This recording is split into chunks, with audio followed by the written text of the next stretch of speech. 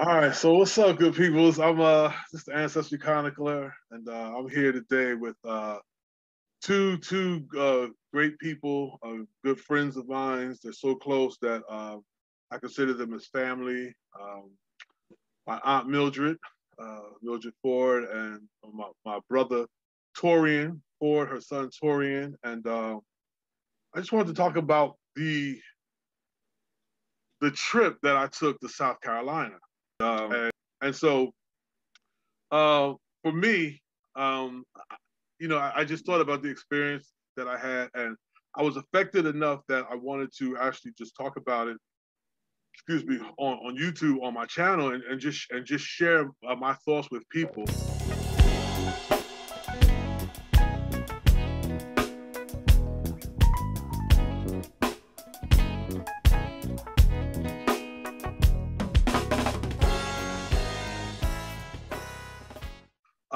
It was really, I didn't know what to expect. I knew I wanted to get there to research Gullah Geechee culture. I knew I was going to be interviewing Chef BJ Dennis. So that, yeah, I was looking forward to that. And just some of the other things that you two had shared with me about to make sure that I experienced down there. But I have to say that, and I can't say this for everybody who was there, but for me, at least, I had just a wonderful time. Before I do that, I just want to go ahead. I know I gave like a little intro, but I just want to allow you guys to just introduce yourselves. So go ahead. My name is Torian, Torian Ford, as Deshaun and announced. We're good friends of the family. We even consider ourselves family. I've known Deshaun for over 30 years now. And as Deshaun mentioned, I now live in South Carolina. I've moved here. It's coming up on a year now. Moved here for work. And so far, I really enjoyed relocating here, just the difference in culture and experiencing a new place. So it's been a really exciting experience. Word. What's up? Mildred? Hi, Deshaun. Before I am Mildred, Torian's mother, and I want to say hi, Deshaun. I see Deshaun as, I love him to death, and he's like a nephew, definitely, I would say. But before I go any further, I wanted to say, Deshaun, I love what you're doing, love what you are putting out on your channel. It's great. I love it. I am so like excited for you. And I love the fact that you love who you are, your culture, your heritage. And I wish that it was more young people like you out there, that wanted to do this and wanted just to know, because it's crazy how I was thinking even this morning about how growing up, we didn't think outside, far as our culture goes, as no more than what we knew, like right in our face. But like I said, I'm so happy for you, happy for your channel. Love the fact that you're bringing this to the forefront, getting deep into it, letting us know that we have so much to be proud of as being Black people, our culture, our heritage. And like you said, going down south, being in South Carolina, is just so much history there. And I am just so happy for you that you're doing this and you're bringing this information and to the people. All right, thank you so much. And I tell you what made me want to really focus in on this subject of going to visit South Carolina. Like I said, I went down there to do research. I wasn't really going down there to vacation. because I was working when I was actually down there. I was actually working. I work for African Ancestry, so I was actually working when I was down there. But I knew I was going to take the time to do research as well and an interview. And when I was down there, I saw things that just, I'm gonna be honest with you, I was shocked that the name that you know, there's a plethora. First of all, there's a plethora of plantations down there, and I was shocked that the names of the people who owned those plantations, which those plantations are like named after those people, that I saw so many other things with the plantation, the planter's name on it. Like I saw like Middleton School, like, you know, Drayton this, and just like everything around it. It's just like the planters, like they didn't just die off. You know, not only are their plantations still existing as historical sites, some of them are like horse ranches now and golf courses, but their names live on. And I was like, the question that I had was, why? Like, are their descendants still alive? Is has generational wealth? Have they accumulated enough generational wealth that they can be gratuitous, if you will, with their finances and have things named after them? Are they being celebrated? Are they being celebrated for whatever philanthropical things that they have done, in spite of the fact that they were enslavers, you know, and to the point where the fact they were enslavers, has that not been acknowledged at all? And we're only concentrating on the philanthropical work that they've done? Or are we saying, well, yes, they were enslavers, but they also did this, and so we celebrate the good things that they did? So I had all of these questions going on, and then I felt a sense of exploitation, if you will. I felt the sense of is because I found out that Charleston, the city of Charleston, is, for the last, I want to say 10 years, if I'm not mistaken, it could be more than that, but has been in the top 3 tourist cities in the country. And so for me, I was battling with, are we being exploited? Is African enslavement history in this area here, is it being exploited? And if so, and so all of that was swirling around in my head. And from that, from with the people I was with, conversations that we were having, different perspectives started rising up out of that. And people, and I was hearing people, everybody had a different perspective, but everybody's perspective was coming from the same central point. And so the point wasn't being denied, where we all felt to that to some extent, the touristy part of South Carolina, Charleston, South Carolina, the Low Country, the Sea Islands, is that in some sense it's being exploited. And so then it was, well, what do we do with all of that? You know, what should be our response? And so I heard a varying of list of responses, and I don't think anybody was wrong, because I don't think there's any one way to deal with that. So I just wanted your thoughts on that. Well, I feel like there is an exploitation there, definitely. And I feel that they do, they glamorize the whole plantation thing. I feel like even in that, they make the planters seems like they did something great. And this was okay far as the enslaved was concerned. Like them having these homes, having the wealth that they had, even some of them that didn't have great wealth, but it was like, this is a big thing.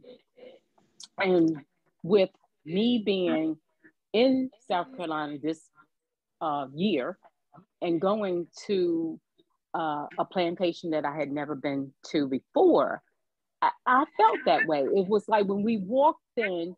Now, this particular plantation took a great hit during the war, and they came in great intention of destroying the whole plantation.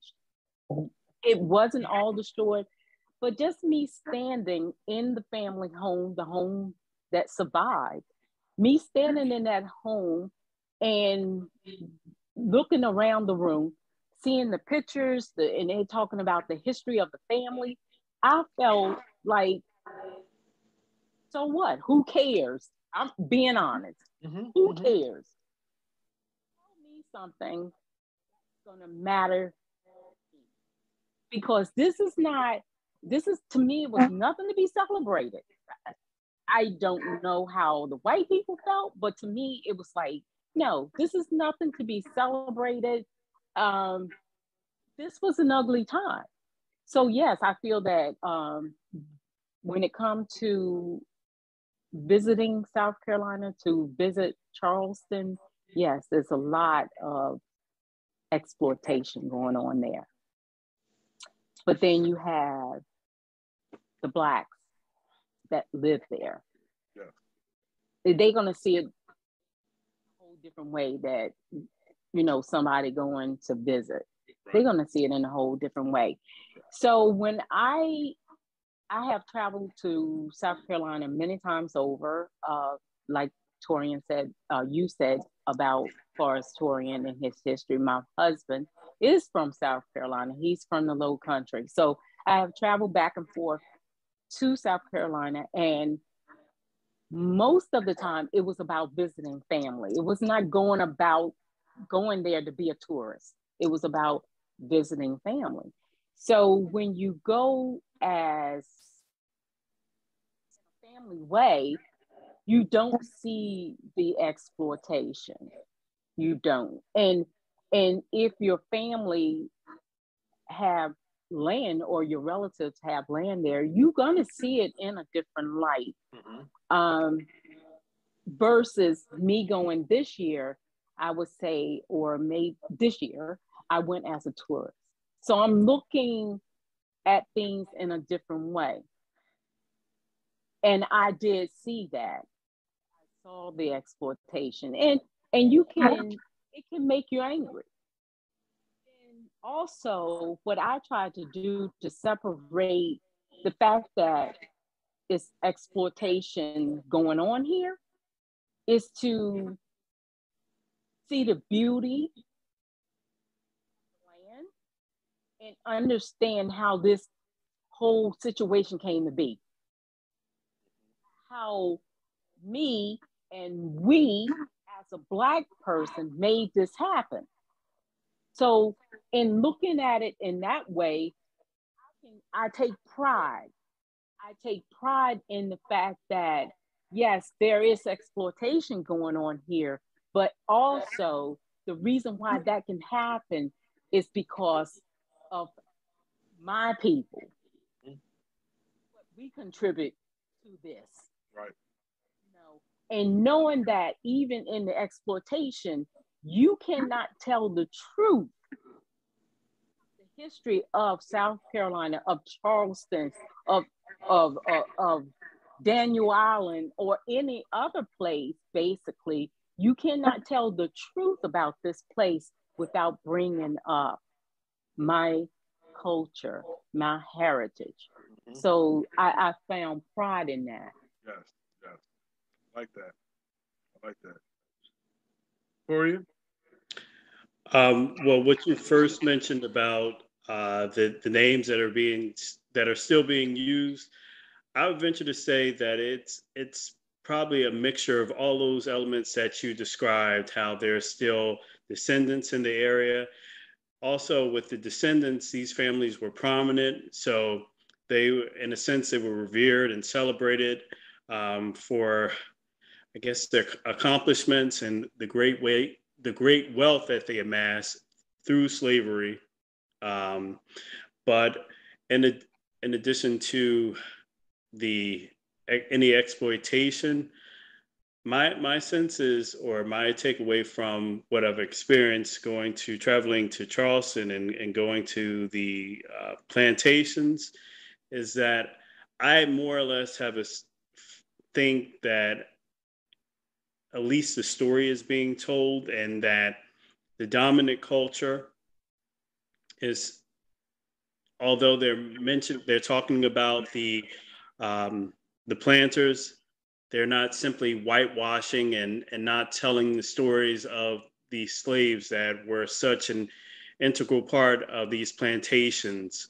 And I wish that more African Americans were going to these places to learn, because I don't take for granted that we as African Americans, just because we are of the diaspora, that we have common knowledge of these experiences. True.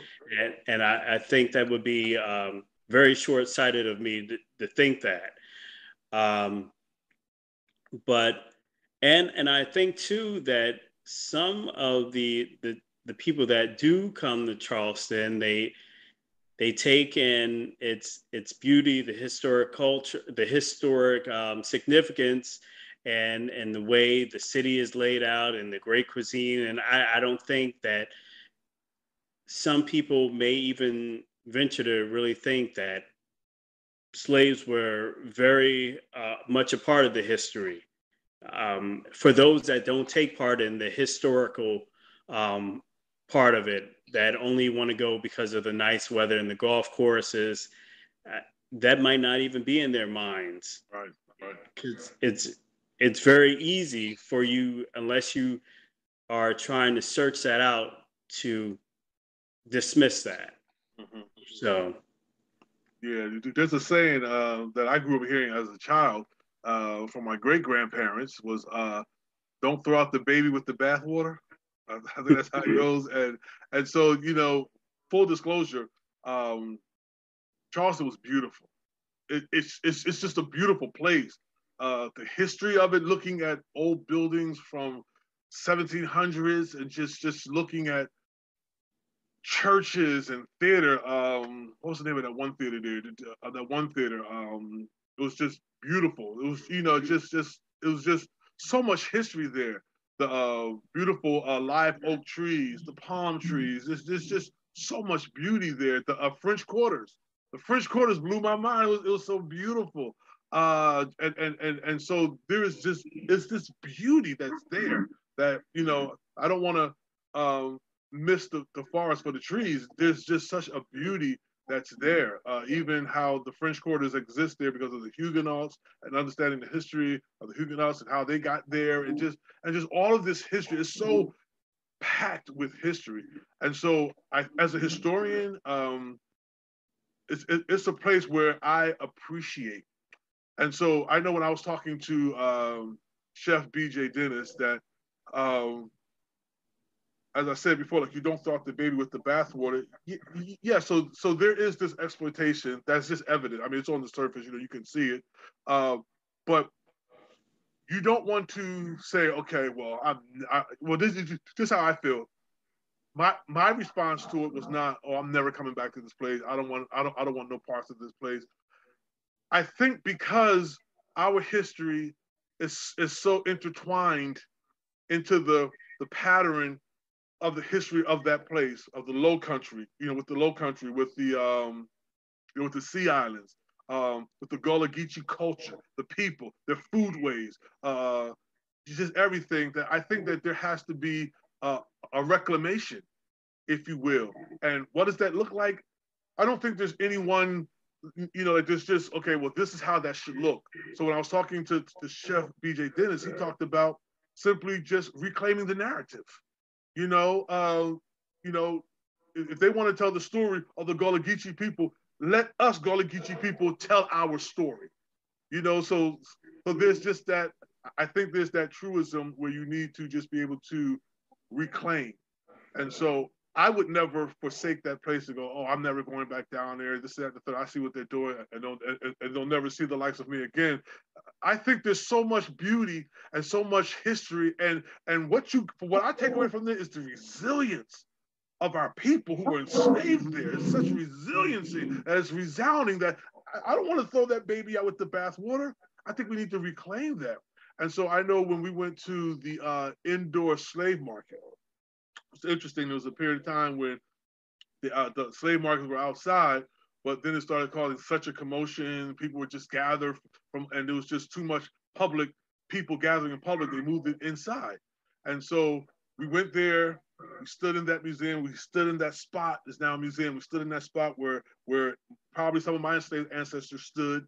And what we noticed, and a cousin of mine who came with me, what she noticed was that of all the information that we were reading, there were no citations there. So it was all, and you weren't allowed to take pictures. So it was almost as if they didn't want you to have access to the history. Like, oh, this is interesting. I want to go look this up. Where is this cited?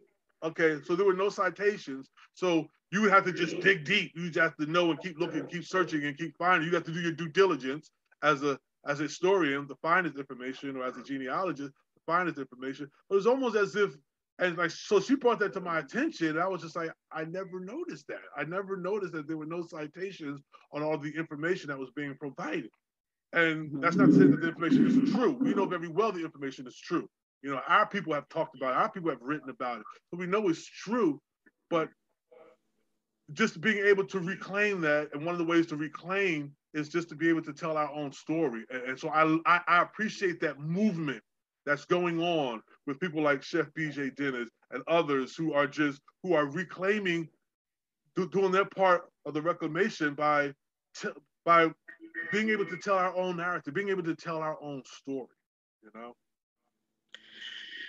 And I will say that I think some of that may have been lost because in earlier generations there was a level of or a lack of appreciation for this Gullah heritage, this Geechee heritage. A lot of people felt ashamed about the way they spoke. So to your point, there is a movement among the younger people of more or less having a pride in their heritage and celebrating it and making sure that it is made available and wider circulation for people to learn about. Yeah, and I read a statistic that was I mean, I should have wrote this. I have it somewhere, but I don't have it in front of me to actually quote it correctly. But I want to go out on a limb, so I'm thinking I'm quoting it according to memory. So if you know the correct statistic, that somebody please put it in the notes or just let me know. But 90% of African Americans living in this country have Gullah Geechee heritage, and so just that statistic alone was an impetus for me to research, to find out about this whole Gullah Geechee culture. You know, my wife's, you know, I talk about all the time, my wife's mother, her paternal line is Gullah Geechee, you know, and so, but when I read that statistic, I was just like, wait a minute, this is not just something I'm doing for my wife, to help my wife do research for her family.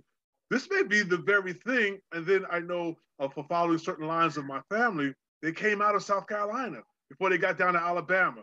They were enslaved in South Carolina on both my dad's mother's side and my dad's father's side.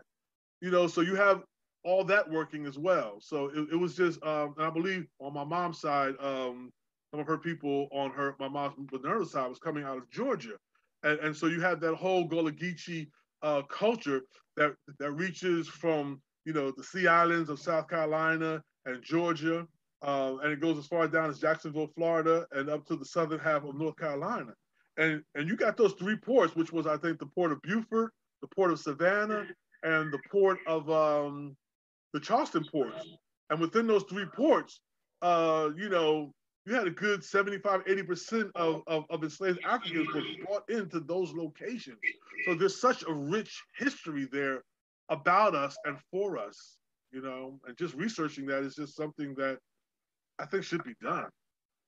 And the thing also with that is like, with my background, I think I had told me and you had this conversation before about how growing up as an orphan in a way, losing my mom at a very young age, and not really feeling, connected to any particular place. Um, Going to South Carolina and learning about the history and about the slaves that were brought into the port of Charleston and how many came into this country that way. And even though, like you were just saying, how my family, I always say, my family, yes, my ancestors probably came in through the port of Charleston, and just happened that we were, my heritage, my ancestors were sold into the state of Virginia and North Carolina. Like I told my husband, it's, your family wasn't sold away. It's like it's with his mother and the Gullah Geechee heritage that they are so, involved, I would say deep rooted in. I remember when I first met my mother-in-law and how they spoke. And when she would speak to her sister, I would be like, are they speaking English? Because it doesn't sound like English. Just in that. So it's like coming back to coming to South Carolina, learning of the culture, learning of the history and the whole slave thing. It's like to know that history, and it just gave me a connection where it's like if I couldn't hold on to anything else far as family, it was like, wow, this is the connection. This is where my heritage could have did start, and that made me feel a sense of belonging. So I feel connected. If nothing else, it's not feeling connected to anything else, but feeling connected to my ancestors through the fact that they were imported into this country, probably by the port of Charleston, South Carolina. Absolutely. And I know, for instance, I always talk about this. I believe my fourth great grandfather, I call him Malcolm, African-born Malcolm. He was on the census record. He's shown as being born in Africa. He came into the port of Charleston as well. And he stayed there for a while. Eventually, his son was sold away because it's a whole history behind that. His son was sold away, and they went to Georgia, but you still have that whole Charleston, connection there and things of that nature. Chef DJ was talking about, he loves to talk about culture through food. And I thought that was beautiful. So, of course, me being a foodie, and I know, Tori, you are the master foodie. You and your sister Farron, the masters at foodies. And I did the whole, well, I'm not saying the whole thing, but I did my share of visiting Gullah Geechee restaurants and talking with the chefs there, Gullah Geechee chefs, and just having dialogue, and just the beauty of the history of the people that you can find out through the foodways that they were able to maintain and hold on to. And it didn't just only lend this conversation to talking about historical things, but it actually factored into just things that are happening now. How there's such there's this gentrification, if you will, that's going on, where even in the as one white person told us who works in the museum down there, the black section of Charleston, where they're even being pushed out. He was telling us all the good Gullah Geechee restaurants, there's a lot of them that's in the black section of Charleston, they're even being pushed out and pushed away because of this gentrification that's taking place there. And so there's this picture that I saw in the airport, and I'm gonna I'll probably post it to the video, but it's the picture, and it shows a beach in Charleston, and it shows all these white people just sitting on the beach, and it shows a Gullah Geechee woman just walking by, and there's so much in that picture. It speaks volumes to me, but but it just brings into light, just the whole thing of that there's just so much to explore. And even like, the foodways, You know, so what do you think about the foodways of the Gullah Geechee people? Victoria?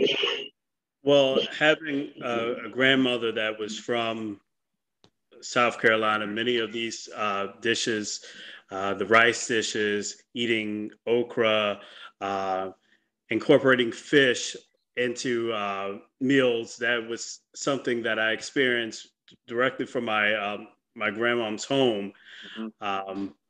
as it was a part of the culture. I think it's really interesting that it was something that we as African Americans were able to impart into the wider Southern identity. Because as a matter of fact, when you go to many places in the South, especially in the Southeast, these dishes that we've come to know, they're included in menus, and it doesn't matter if you're part of the African diaspora or not, you're eating these dishes.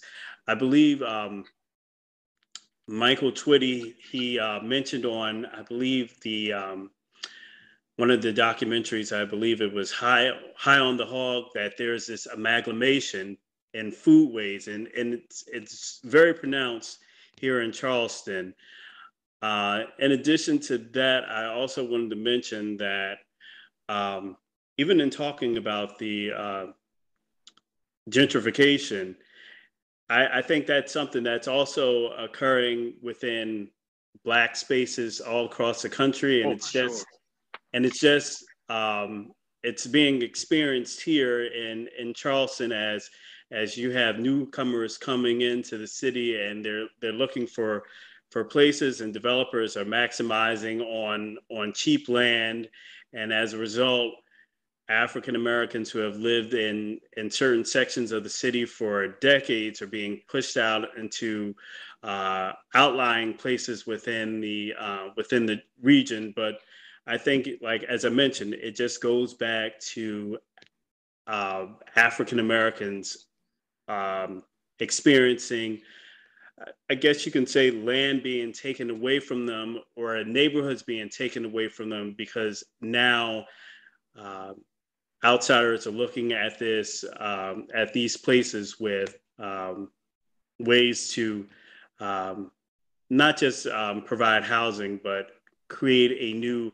landscape for different people, and maximizing on maybe what was there, um, but creating something totally different that may be unfamiliar to um, the the former residents. Yeah, because I was kind of shocked to hear that some of the sea islands uh, where the Gullah Geechee people presently live were just being like, once they started building bridges in the 1960s, because there was no way to bridge the gap between the sea islands and the mainland, but by boat. So once they started building bridges in the 60s, that, you know, white people started moving in, and they started turning a lot of these islands into um, resorts. And I like, was talking to Chef BJ Dennis. He was saying how, I believe it was on St. Helena Island that we was on, that they actually like took it to court, or like got mandates and things of that nature to kind of stop that, that happening, turning that whole island into a resort. So I appreciate the pushback, because if all of those islands were turned into resorts, then that would swallow up our physical space in terms of land history. That would swallow that up, and have that, at least in that area, disappear. And that's the spot where we were just brought into. And I just think that that's something that we have to hold on to and to maintain, and how that looks. What that looks like, I think it's a spread table. It's going to look differently for different people at different times in different areas. But I think that pushback is also part of the reclamation. Yes, I also think that information such as this need to get out there, because of the fact, like we were speaking before, about how the younger generations, they separated themselves, actually moved away. So it's like, when they have to understand that um, they need to make a move, it's like to reclaim, like you said, to reclaim your heritage. to move back. You know, it's like there is land that Black people own on these places, you know. So it's like it's important that that young Black people that still have family, you know, that may be in the Low Country, that they reconnect and hopefully fall in love, back in love, or fall in love with, you know, where they come from, where they began, and take this back. You know, it's so much history, so much beauty, and I think it's just something, like you said, as us being a people, we need to know this.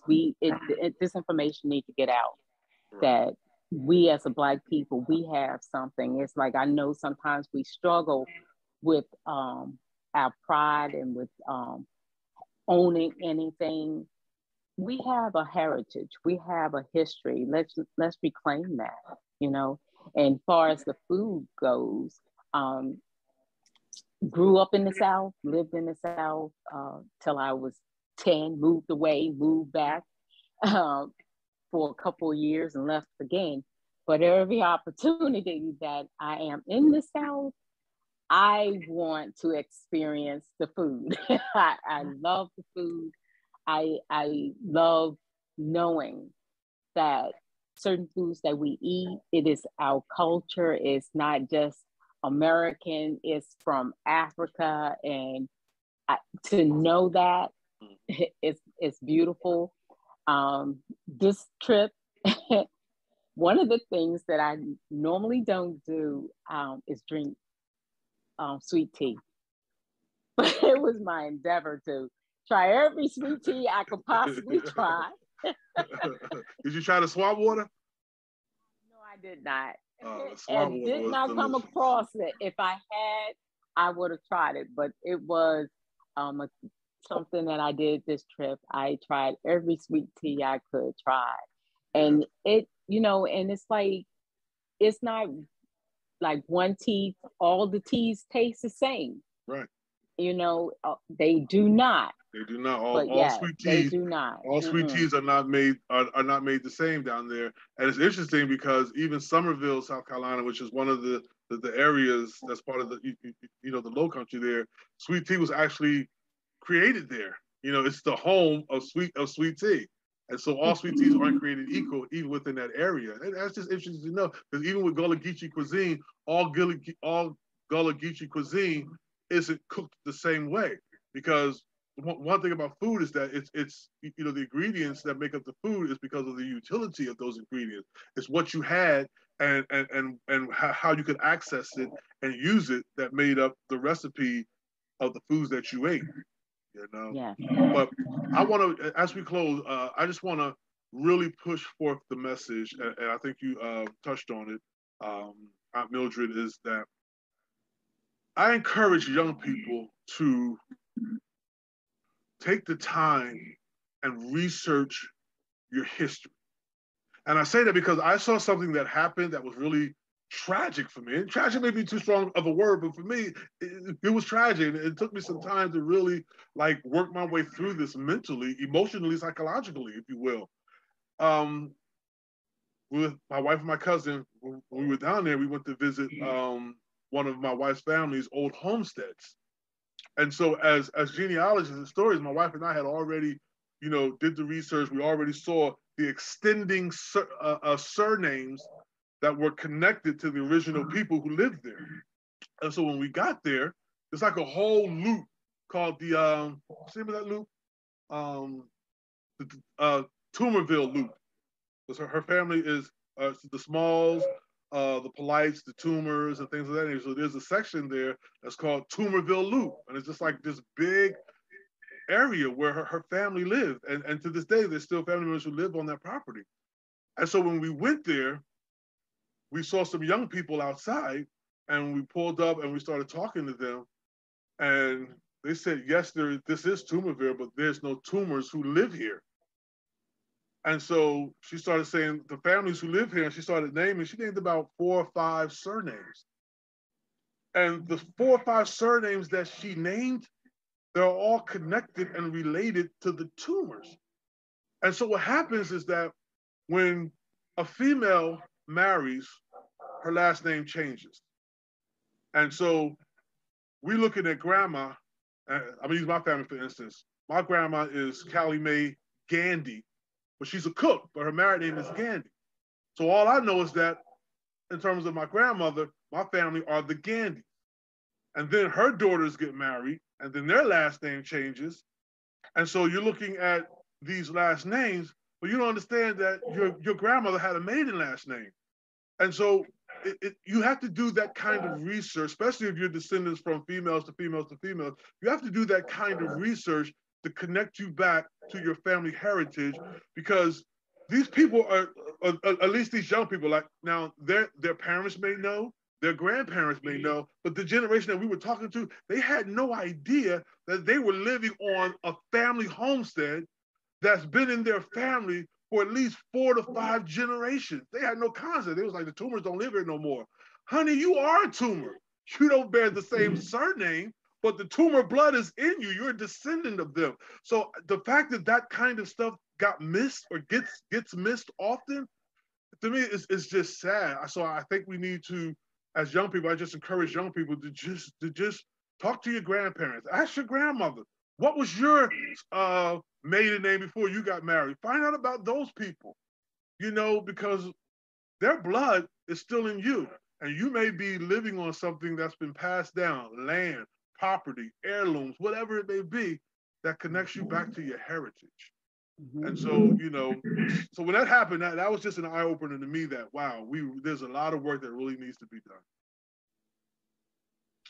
So, you guys have any final statements, any closing words you want to just put down to say? I would just like to say thank you to Sean for taking the time to interview me on my experience living here, and also having Gullah Geechee heritage. It's been a pleasure. And yes, sir. Yes, sir. And you're not the first Gullah Geechee person that I've met, but you're the first Gullah Geechee person that I've met who I didn't know was Gullah Geechee. And then I started talking to you, and you tell me, oh yeah, that's my heritage. And I was like, what? And then because we're so close, I was able to personally get connected to that culture through you. You and your sisters were conduits for me to actually have an inroads into, the people, the culture, the history of the Gullah Geechee people. So I appreciate that. Thank you. Mildred, you're welcome. Mildred, you have any closing words? Well, like I said before, I appreciate the content of your YouTube channel. And I would say keep doing what you're doing. Get that information out there. Get that message out there to people, especially our young Black people, that we have a culture, we have a heritage, and we have something that we can be proud of, that our people have done so much for this country that we live in, this place where we call home, that we can be proud of and belong and feel like we have a belonging. And we have, I know I have heard before that we as Black people don't have a culture, but we have a culture, we have a heritage, we have a history. So I encourage you to just keep on doing what you're doing and get that information out there to people. Thank you. Thank you. That reminds me, I heard when I was there, when I was on the tour at the plantation, my tour finished up. So I'm just walking around doing some research, and I saw another tour going on. It was being done. My tour guide was a Gullah Geechee tour guide, but this tour guide was white. So I actually went over there. I said, what was this guy saying? And he started breaking down things for me that I never even knew, that we helped build so much. Our ancestors helped build. The city of Charleston is built from the sweat, labor, and tears, and the artistry and the skilled labor that we gave it. The foundations of the battery section, where the elite plantation owners lived, because they didn't live, in the big house on the plantation. That was where they went for a weekend or whatever. That's where the overseer lived. They lived, I think it's the battery section. Like they lived there, like those $40 million homes and all those, and the ironwork how it's Mende people designs. If you go to Africa today, you see stuff from the Mende people and things of that nature. All that ironwork and stuff like that was done by our people. And they said that if you look at the bricks that were laid for the foundations of all of these buildings and stuff like that, there's fingerprints. And these fingerprints are fingerprints of our enslaved African ancestors and their children, enslaved African Americans. And that just blew my mind. So that's why I say we can't throw away the baby with the bathwater. And as for me, as a historian, as a genealogist, South Carolina, the Low Country, the Sea Islands, the Gullah Geechee culture, it pulls on me. It compels me. Come back, research me. There's so much more you need to discover. So I'll be back. Torian, get that extra room ready for me, my brother. I'll be back. All right. But I thank you guys so much. One thing I'm sad about, I didn't get a chance to experience is I wanted to see an alligator so badly. And we rode by several lakes or ponds, wherever that they are known to live in. And we didn't see them. They said you would see their babies on the side of the road. We didn't see them, and I was just so upset. But I learned that if one chases you, don't run straight, zigzag. Because they can't run, they can only run in a straight line, and they can run fast. So don't think that they can't catch you. You can outrun them, and they can actually leap high as well. So I was told to practice running zigzag, and so I didn't get my zigzag practice on. I was working it out like in my head, but hopefully next time I go down there, I'll get a chance to see some alligators from a distance. I don't want to get too close, but thank you guys so much for taking time out to just be able to talk about Charleston with me and my experience and your experience down there. And I mean, there's so much we didn't talk about that we could actually talk about at another time, but I thank you so much for taking your time out of your day to share with my audience, your thoughts on Charleston, the Low Country, the Sea Islands, the Gullah Geechee culture, people, foodways, and things of that nature. I am the Ancestry Chronicler. If you like this content, please, please, please like it. Please like it, because that's how this thing works. That's how I'm able to keep on giving out good content, and that's my commitment, is to keep giving good content. But please like it. Please hit that thumbs up. Please also share it with somebody else, and subscribe. Please subscribe and hit that little bell so you'll be notified of further content that's coming out. I got some really great content that we're about to drop. Just editing some things and working on some things, and we're really about to drop some really, really, really great content. So thank you very much. Peace, peace, peace. Wow.